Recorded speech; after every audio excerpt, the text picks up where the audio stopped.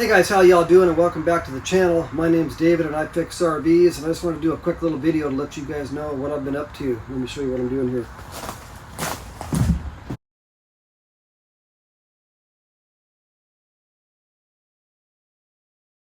That's why I've been having a lot of videos pop up in my feed lately about people building these trailer brake light testing boxes, and this is the little ammo box that they've been using to build them. And I don't really get a whole lot of calls to work on trailer brake lights. I've probably been called out to work on trailer brakes maybe 3-4 times since I started this business. Oddly enough, maybe my second job, when I did start this business, was trailer brake lights, but I haven't had to do it very much since then. But I was thinking, I do use these little portable power stations all the time. I'm always trying to get 12 volts to a furnace, so I can test it on my tailgate or, where I'm at to make sure it's working. So I decided to start building a little portable power station, and that's what I've got over here. Everybody was using these little ammo boxes, and this box is actually, well, it's really light. It's way smaller than I thought it was before I ordered it. Originally I was thinking I would do like a trailer brake light tester and a little power station all in one. This box just isn't quite big enough though, so I just basically what I did is it's not even done yet. I'm still working on this 12 volt portable power station. Let me show you what's inside here. Okay, let's open up the box. I'll show you what I've got in here. So for my test here, since I wired this up, I put 2 of my oldest batteries into this box just in case anything went wrong. See, I'll show you what I've got here. I can take the batteries out like this, and inside the box, what we've got is we've got these 2 Dewalt power adapters here, and then I've got 2 DC to DC converters inside the box that bring these 20 volt DeWalt batteries down to about 12.25 volts. And what I've done is I've got fuses here. Basically, I've got what I did is I actually paralleled both of the batteries together inside the box. So we've got 40 volts, and I'm planning on putting 2 5 amp hour batteries in here, so I'll have 2. Well, basically I'll have 10 amp hours total when this box is done. But what I did is I put some Wagos in here, and I wired all the positives wires together so that the batteries are paralleled together. I don't think one battery is powerful enough to run a furnace for maybe more than 30 minutes. I'm not sure exactly.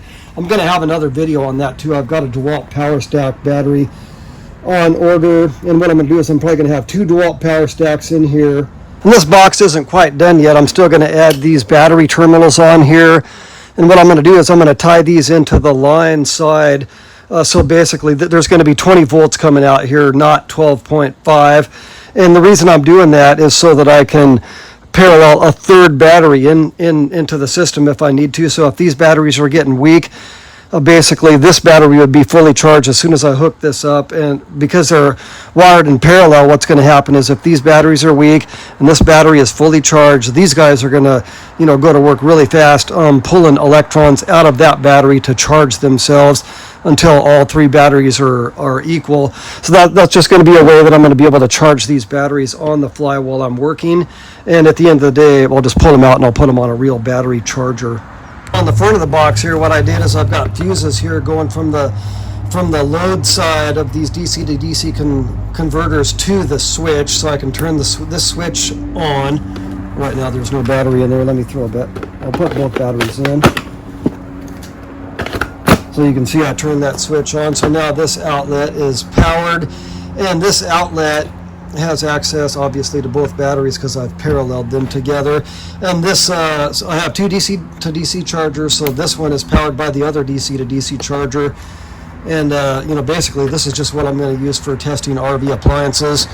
I could use one of these if I wanted to for like charging cell phones and maybe powering up my Bluetooth speaker. Who knows? Whatever I feel like doing with it. Besides those battery terminals here that I'm going to put on, I'm also planning on using this meter over here. This meter measures volts and amps. Right now I've got this thing hooked up to my water pump here. It has a shunt with it, and I've got it. Let me show you how this thing works. I'll turn my power on. Now the water pump is working. As you can see, we're pulling 12.7 volts and about 0.9 of an amp on the water pump.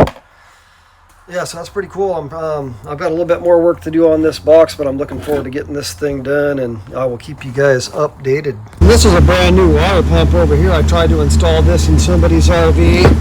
As you can see, I broke that clean off. I didn't even put a wrench on this. I was just trying to hand tighten this thing down, and this threaded adapter that looked just like this over here broke off completely. I couldn't believe it. It was really cold outside though, but so I was able to order another cover here. I'm going to put this on here. This pump is brand new, but I broke it. And as I said earlier, this box is way smaller than I thought it was going to be. And even though I've got this figured out, it took me a minute to figure out how to wire this thing. It was a little bit confusing, but I got it done. This guy requires a shunt as well, so I think this stuff is going to be way too bulky to put inside of my box.